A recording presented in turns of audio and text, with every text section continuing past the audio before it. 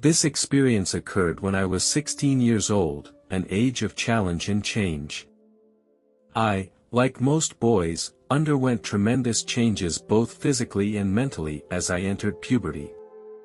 These changes made me emotionally unstable, and I often experienced emotional ups and downs and impulsivity. During this period, my relationship with my father became strained, and we often argued over trivial matters. I began to seek independence and tried to get rid of my dependence on him. We would often have arguments over minor things. I was confused and bored with my family. I began to question the relationship between family members and felt confused about my role in it. Sometimes I would feel alone and unappreciated, feeling that no one really understood my inner confusion and struggles. At the same time, fear of the future began to creep into my mind.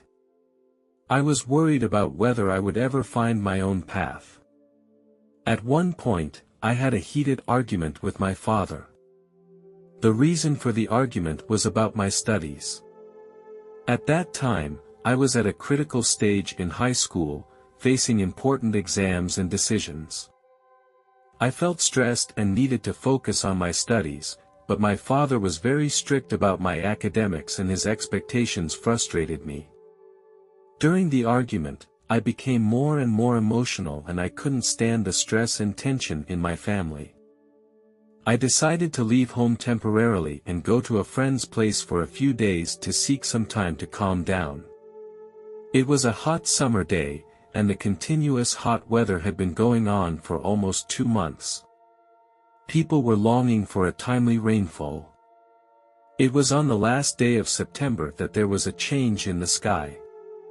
At that time, I was playing basketball with my friends. We saw that it was going to rain, so we went back to his house. We heard the sound of raindrops hitting the glass from outside the window. We felt excited and couldn't wait to go outside the house to meet the long-awaited rainfall. We felt the change in the air. The rain gently dripped down on our bodies. While we were playing in the rain, a bolt of lightning struck me and a nearby tree. Instantly, I felt my body lose control and then fell to the ground. It happened so suddenly that I didn't have time to react in any way. As far as I can remember, I did not feel anything noticeable when the lightning struck me. No electricity passed through my body, and there was no painful sensation. The sounds around me were slowly fading. I was lying on the ground and my consciousness was becoming fuzzy. I wasn't sure if I was still alive. When I regained consciousness, I found myself in an unfamiliar place. It was as if it was an observation room, with a movie projected on the wall of the room. I was surprised to find that the clips were all scenes from my past life. One of the images struck me particularly, and it took me back to the time when I was a child. At that time, my neighbor's kid had just bought a new bicycle. He used to ride his bike around the neighborhood. I was very jealous in my heart. In that image, I saw myself creeping closer to that little boy. I wanted to make a fool of him in front of everyone. I pushed him down hard. At the time, I didn't realize the damage it was doing to him. When I saw this image here, I was shocked by my own actions. I realized the damage that this seemingly small prank had done to him. I felt guilt and remorse, acutely aware that I had acted irresponsibly and cruelly at the time. This image made me realize that hurting others not only causes them pain, but also damage to my own heart. In this observation room, I was not being judged or blamed. Suddenly, I felt the presence of a strong energy around me. I thought he was Jesus. Although I did not see his image with my own eyes, I could feel his presence and the love and warmth he radiated. In his presence, it was as if I had gained all the knowledge of the universe. All questions were answered, and they were full of deep meaning. I no longer felt confused and disoriented, everything seemed clear and meaningful. There was no verbal communication there. Because the way of communication there transcended the limits of words. I could sense a direct connection between Jesus and me in my thoughts. He understood the doubts and pains of my heart. There was nothing I could hide from him. Jesus clearly communicated to me an important message: everything is about love. The essence of this universe is love, and love is the root and driving force of all things. He showed me the power and infinite possibilities of love and gave me a deep appreciation of the importance and value of love. In addition, Jesus told me that here, time does not exist. He explained that time is just a concept, a tool created by man. Its only function is to remind us when we should do something. Here, I experienced the feeling of transcending time, where everything happens in the present moment and the past and the future are merged together. I understand that this may sound crazy or hard to understand, but here, these ideas become very clear and real. Here, too, I was able to see what it was like on Earth. I saw myself lying in a hospital bed. I was able to see clearly what was going on around me. My senses became extremely sharp and I was able to magnify and focus on what was in my field of vision. I did not feel pain, instead, I now felt very calm and serene. I heard a conversation between the doctor and my father. The doctor told my father that I had been unconscious for half an hour and that even if I woke up at this moment, I would probably have severe brain damage. I felt that the doctor was not professional and that she did not understand my state at the moment. In fact, I feel better now than I ever have. I realized that my soul was not a part of my body. In that moment, I transcended the confines of my physical body and became a silent observer. I was not interested in what was happening in the hospital, because my focus was on a higher level. I was no longer bound by the constraints of time and space. Although I cannot accurately describe this feeling in words, it left a deep imprint within me and changed my perspective on life and existence. It was at this time that Jesus made me decide to stay here or return to Earth. It was a difficult choice that left me in a state of inner conflict and struggle. Here, I felt endless love and peace. I was wrapped in an overwhelmingly beautiful energy, intimately connected to the love of God. Yet, I also saw my mother. She was crying in the hospital. I could feel the pain inside her. I knew that if I chose to stay here, she would lose me forever, which would bring her untold sorrow and pain. In the end, I made the difficult and painful decision. I chose to return to Earth and to my family. As I made my choice, Jesus sent his blessing on me. Suddenly, an invisible force began to guide me. My soul was breaking away from here. In that moment, I saw a bright flash of light that illuminated the whole scene. My soul was reconnecting with my body. I slowly felt the presence of my body and sensed the temperature and sounds around me. My consciousness returned to my body. I felt the rhythm of my breathing, the beating of my heart, and the sensation of blood flowing through my body. I slowly opened my eyes and saw the white walls of the hospital room. The moment I returned to my body, I understood that this was a rebirth. I gratefully placed my hand on my chest and felt my heartbeat. My mother's face showed surprise when she saw me awaken. She quickly came over to me, hugged me tightly, and gently said to me, "Son, you are finally awake." I felt her love wrapping around me and warming my heart. I knew that I had made the right choice. When I told my mom about the experience, she thought it was just a dream.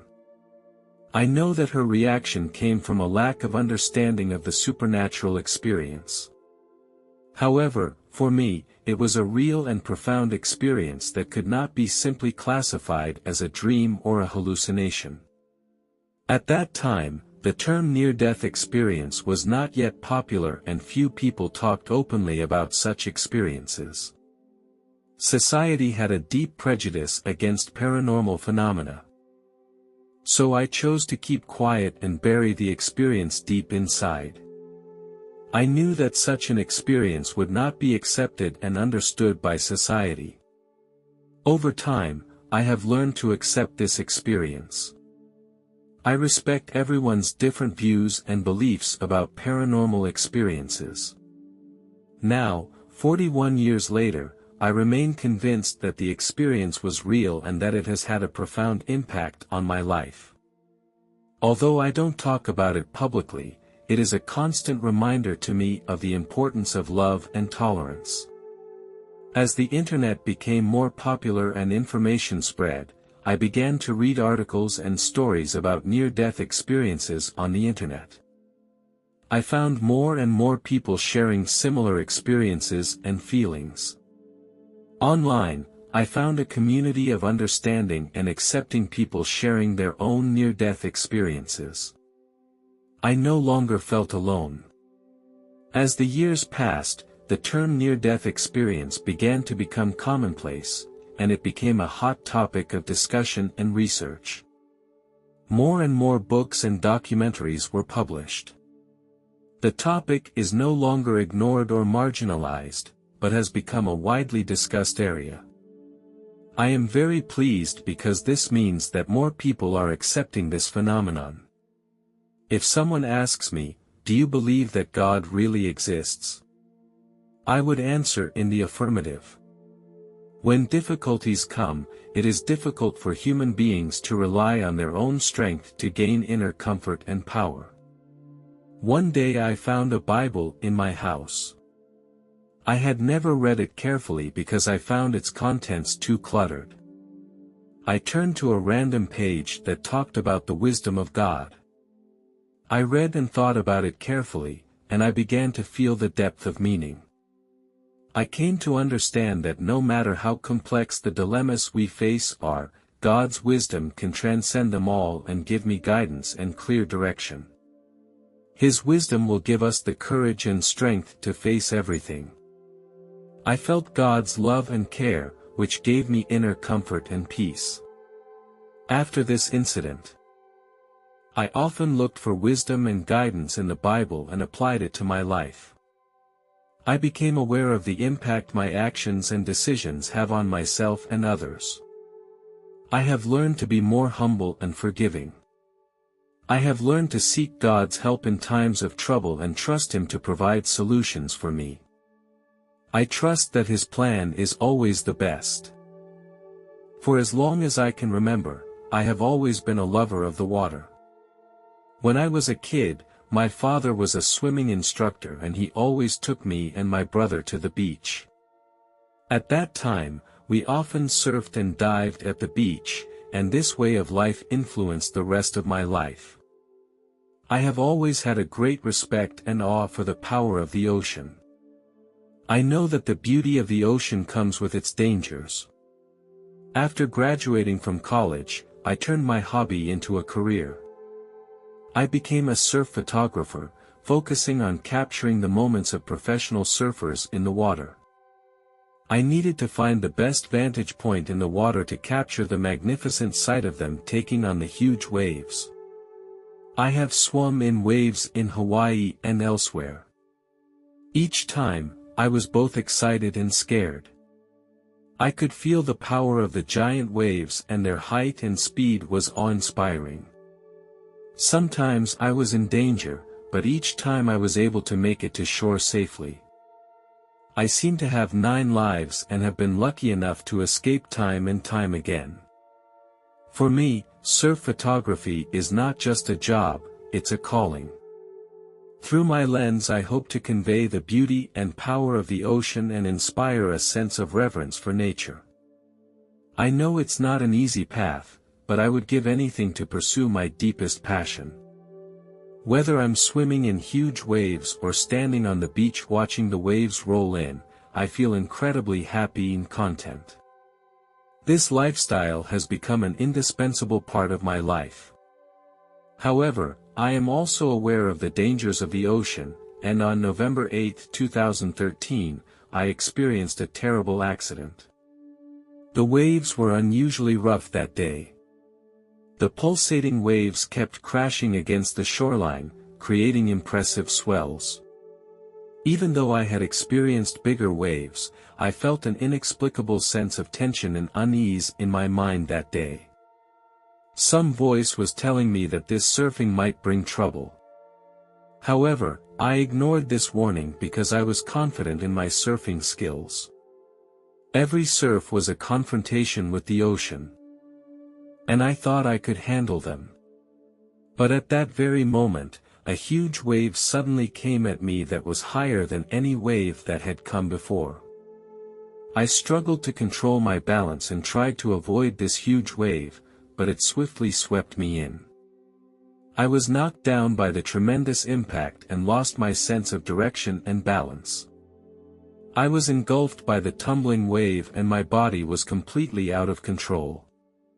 I tried to swim toward the surface, but I kept being pulled downward by the incoming current. I felt helpless and scared. I was in danger of drowning. I desperately searched for an escape, but my strength gradually ran out and my breathing became difficult. Suddenly, I appeared in a dark space. I could not see anything here. I felt very scared and confused. I was surrounded by walls. I reached out and groped the walls around me. I took each step carefully, trying to find a clue or an exit. I walked for a long time without finding any exit.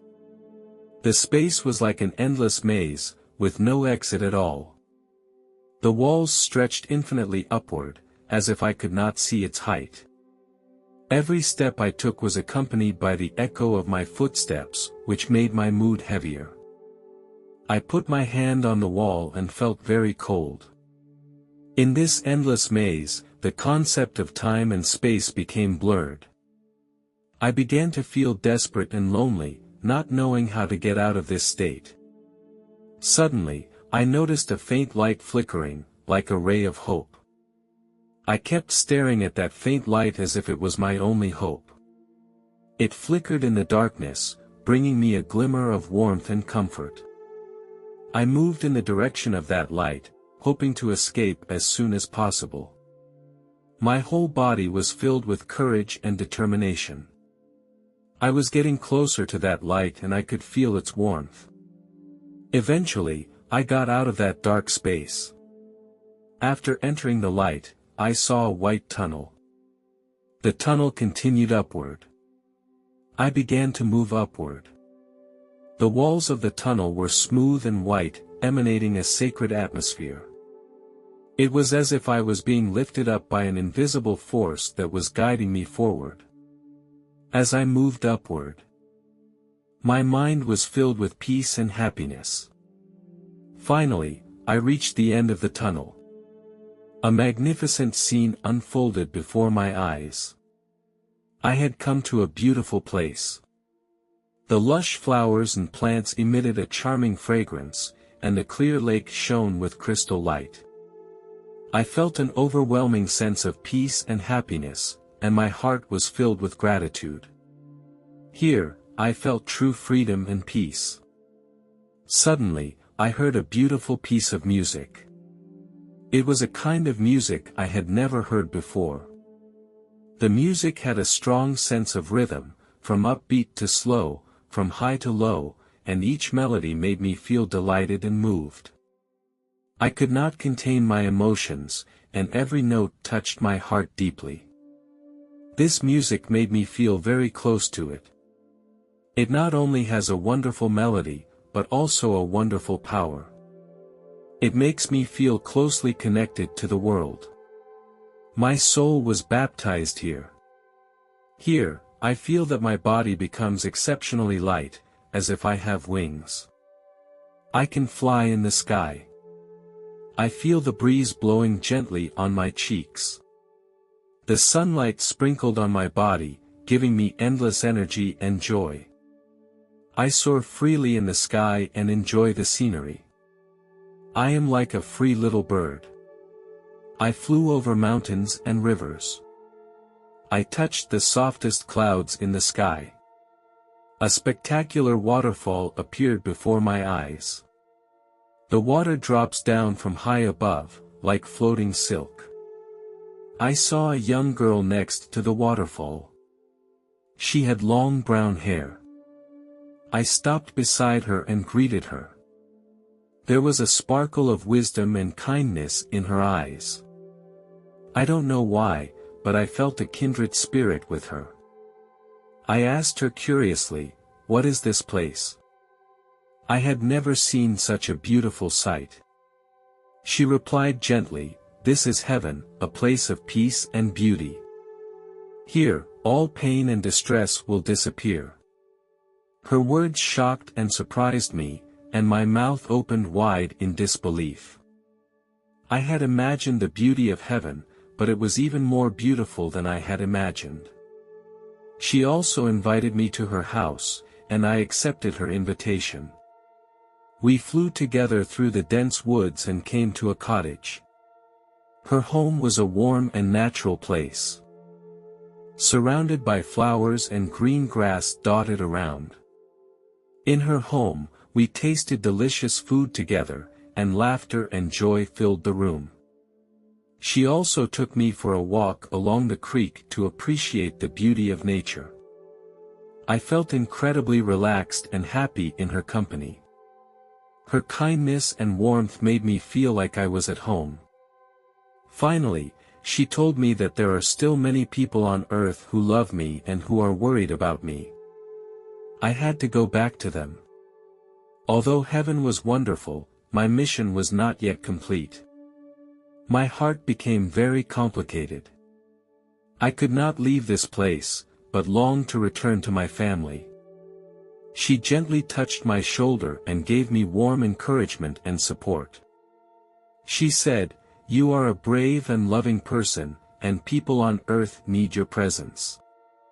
Return to them with the blessings of heaven." I nodded my head. As we said goodbye, she asked me, "Do you know why you met me here?" I shook my head in confusion, curious about her question.